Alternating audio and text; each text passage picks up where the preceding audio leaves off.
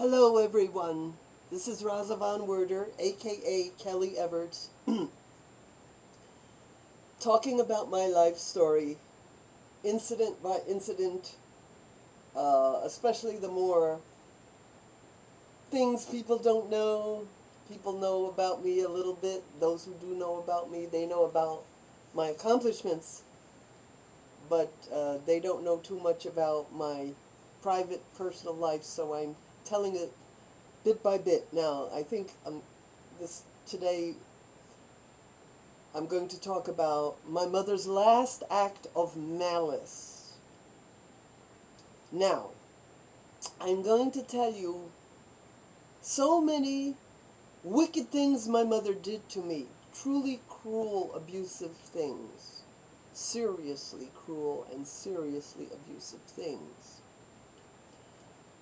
But I must explain a couple things. One, nobody is all black or all white. Nobody is all evil or all good, except, like saints like Jesus, great avatars and saints, they're all good.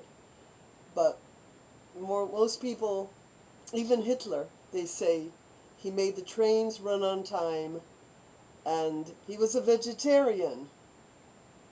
Okay, so he wasn't 100% evil, even if he was 90 to 90% evil, he wasn't 100% bad, that's kind of like a joke about the trains run on time, but he did make the trains run on time. But anyway, my mother was not all bad. I got a lot of good from her, which I'll get into in another episode.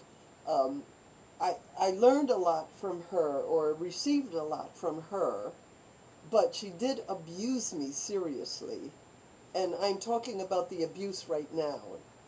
But I'll get to her good points and the good I got out of her later on. So the last evil thing, malicious thing she did, and there's another important thing. You can never really hate your mother unless you're demonic or something. No matter what she did to me, I always craved Mom's love. And I think might be universally true of us with our parents.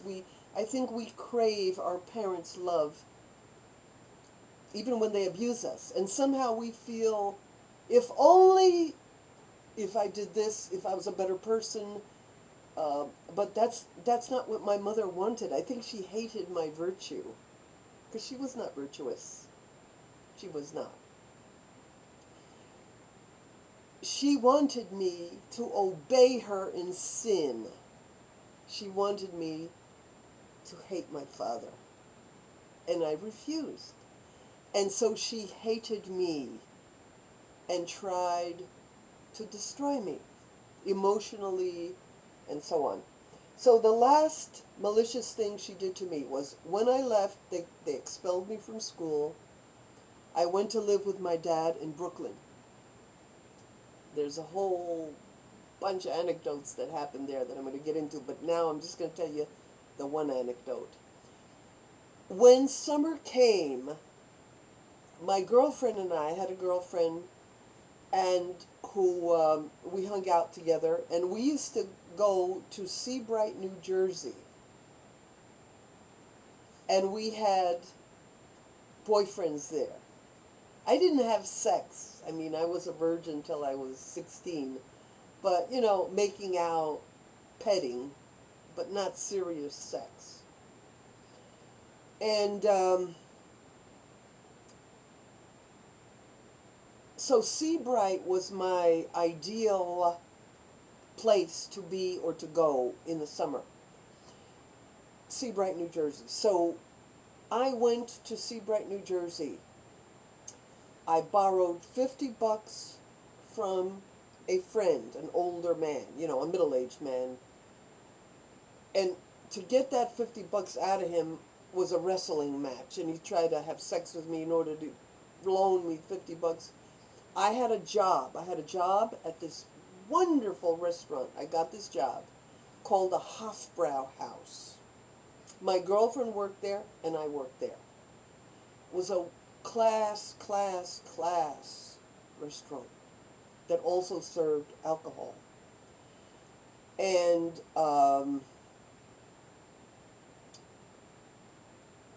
so I got an apartment, a very inexpensive apartment, but to me it was heaven.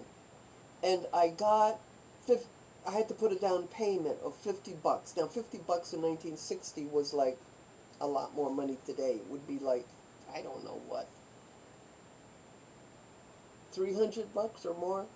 So I had to have this money. I didn't have it up front. I had just started to work at this wonderful place. I had not yet moved in to the apartment. And I was going to do this all summer. You see, you understand? Support myself, have my own little apartment, have a wonderful job, and be on the beach a lot, and have the time of my life. And I made a capital mistake. I called my mother. Now, why did I call my mother, who was so hateful to me? Because I was so desperate for her to love me.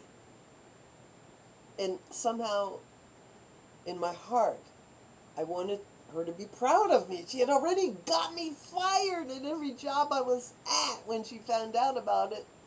I knew, but I didn't know. I knew, but I didn't know how malicious she was. You know, I kept thinking, it'll change, it'll change, it'll change, it'll be different, it'll be different, it'll be different. So I called her and told her I got my own apartment, I got a job, I'm in SEABRIGHT, and I'm doing so wonderfully well. You know, figured she'd be impressed.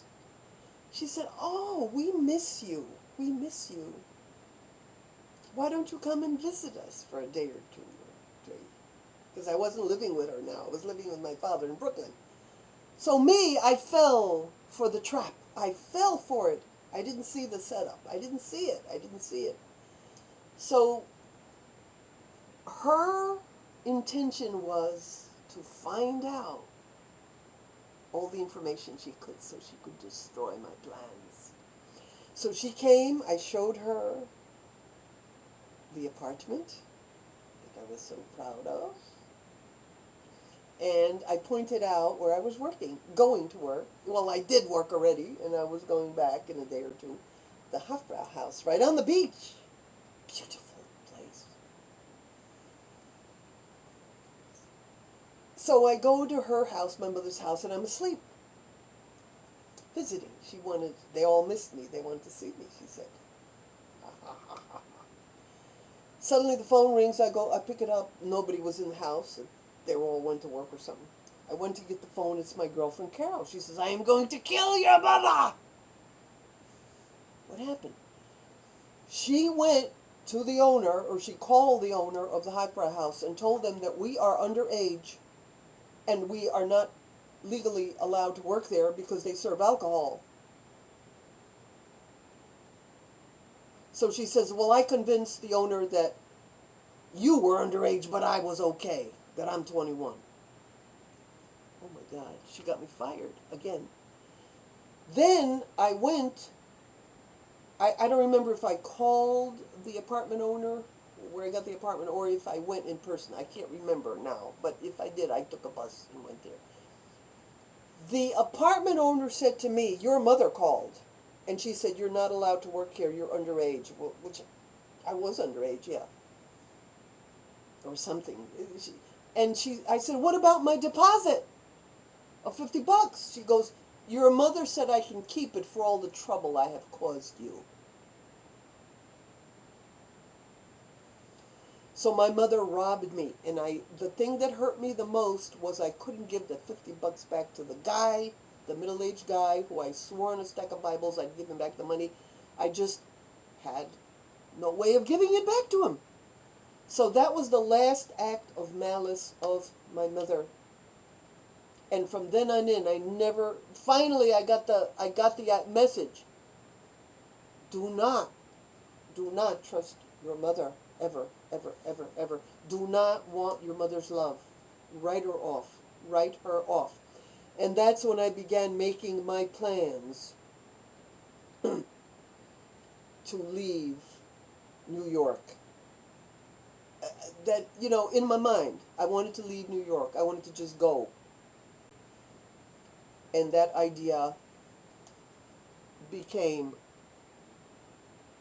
fervent, beginning with that.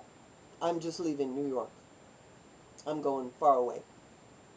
To be continued.